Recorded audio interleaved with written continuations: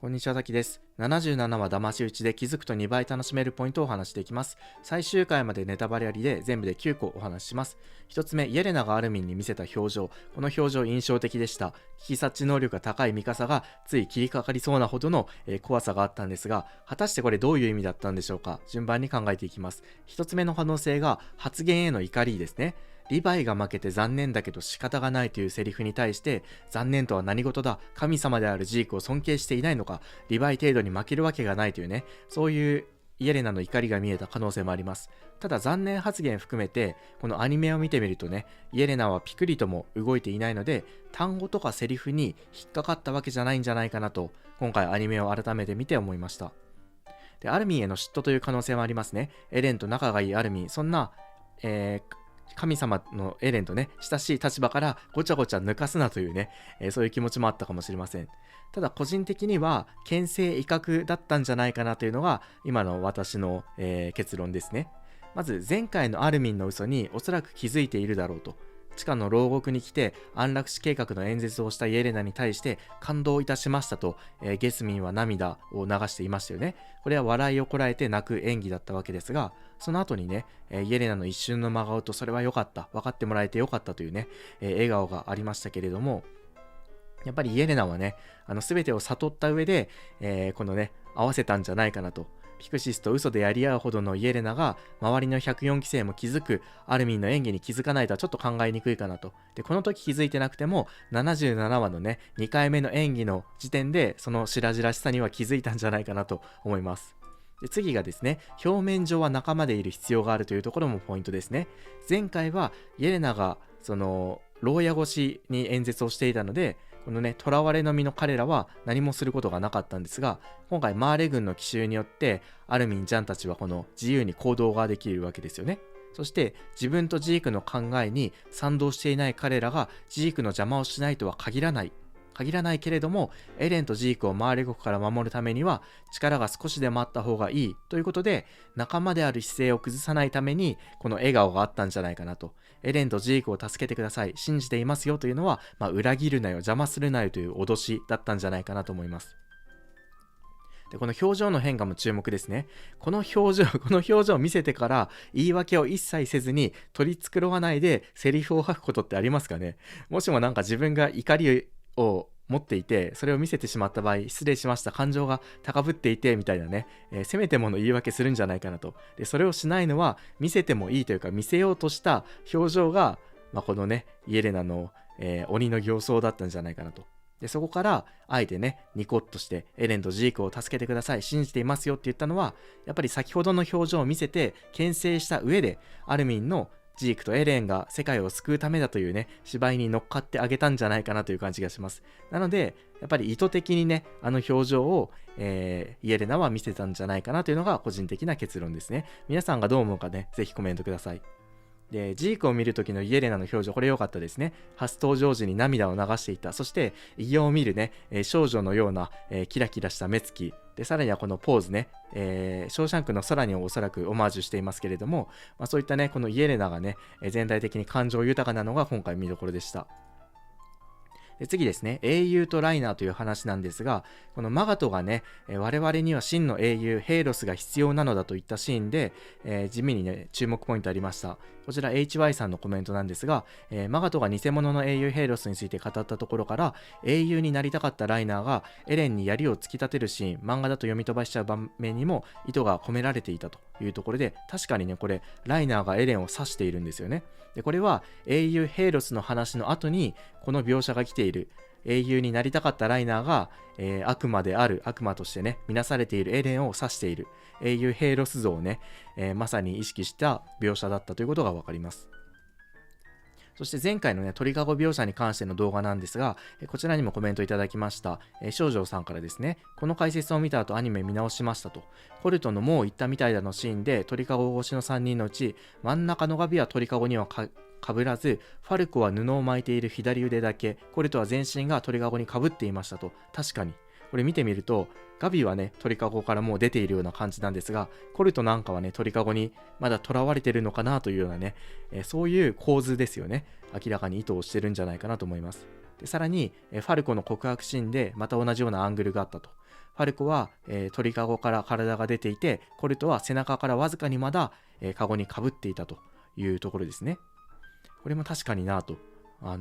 鋭いですよね。絶対意識したアングルだなと思って感動いたしましたというコメントいただきました。こういうね、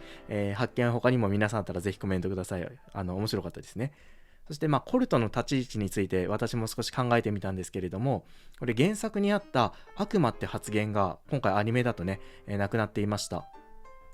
このナイルがね、ファルコを連れて行くときに悪魔っていうふうにコルトが言っていたんですが、この悪魔って発言を聞いてガビがパラディ島の人を悪魔とみなしていた昔の自分をそこに見て衝動的に止めたのかなと、漫画を読んだ時は私は思っていましたが、今回ね悪魔発言なくなっていたということで、おそらくアニメの描き方としてコルトはあくまでも弟を守るために戦いに参加しているっていうね、その側面を強調しているんじゃないかなと。次回アニメでのね、その兄と弟に関する追加発言もありそうだなと思います。で、原作でもあったこの抱擁シーンが別のアングルからね描かれていて、しかもかなり長かったということで、やっぱりここ一つポイントなんだなというふうに思いました。そもそもコルトっていうのはエルディア復権派の親戚を持つねグライス家なので、生まれながらに家族を守るために戦士を目指さざるを得なかった。そして周りの思想教育のね影響を受けづらかった人物なのかなというところが、今回ね思いました。そして次、エレンが進む行為と始祖ユミルですが、オープニング解説動画でも前回言いましたが、ファイナルシーズンパート2は歩く行為、これをね念入りに描いている感じがします。歩く、つまり進撃するっていうね、それをあえてね、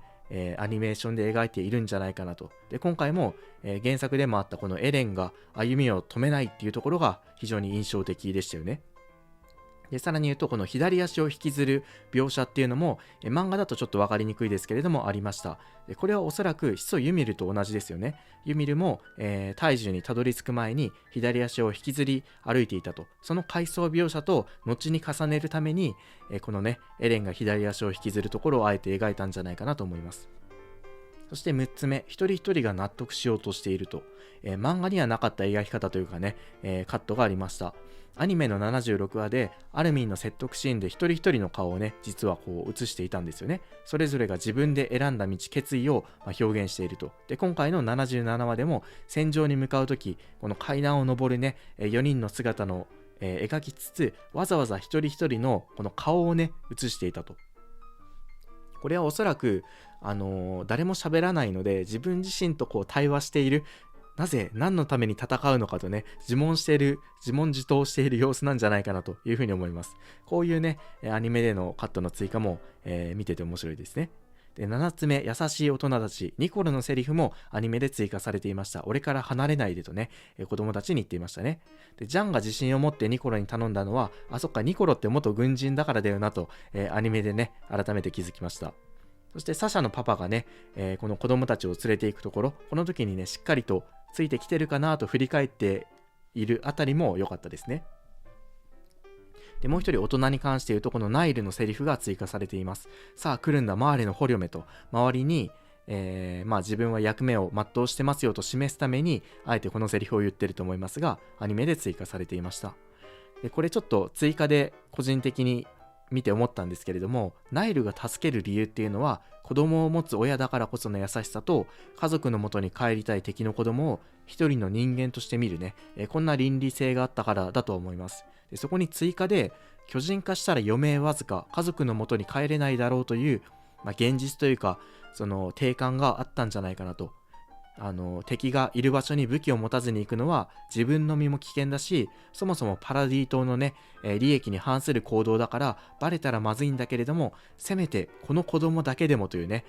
ナイルの行動を後押ししたのがこのね、残りの命がわずかっていうところだったんじゃないかなというふうに思いました。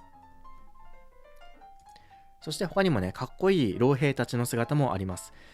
キースを気遣うコニーへの一言ですね。これ原作通りですが、熊の相手をしたっていう、これ実際はイエーガー派にボコボコにされているけれども、気を使わせない余計な憎しみを生まないように、そう言ったんでしょうね。で、ピクシー司令も少々飲みすぎてしもうてのというふうに言っていた。こういったなんか冗談交じりに平時を装う、実際は死の危険とか危機的状況にも限らず関わらずそういう風に言うのはやっぱりかっこいい大人だなと。どんなに辛い状況でも相手のことを第一に考えた言葉を使うっていうところで、この2人ね、今回かっこよかったですね。そして最後、ライナーの発言なんですが、この世でそれを一番持っちゃいけないというのは、以前も言っていたね、よりによって最悪のやつに座標が渡ってしまったと。ライナーは一貫して言ってるんですよね。このエレンという人物の本性というか、その本質をですね。そして、俺とお前のどこが同じなんだっていうのは、エレンとライナーがレベリオ収容区の地下であった時の同じ発言が心に残っているということでしょう。これ以上誰も苦しまなくていい、もういいだろう、眠れというのも、エレンの苦しさを心の奥底で理解しているし、ライナー自身がね、やっぱり言ってもらいたかった言葉なんだろうなと思いました。なので、ライナーがこのエレンを倒そうとするシーン、改めて見ても、やっぱりエレンのためという気持ちがね、実は結構大きかったんじゃないかなというふうに感じました。ちなみにコニーのセリフもね、アニメで追加されていましたね。今助けを必要としているのはライナーの方かなというところで、皆さんライナーについてどうお考えでしょうか。以上、滝でした。それではまた。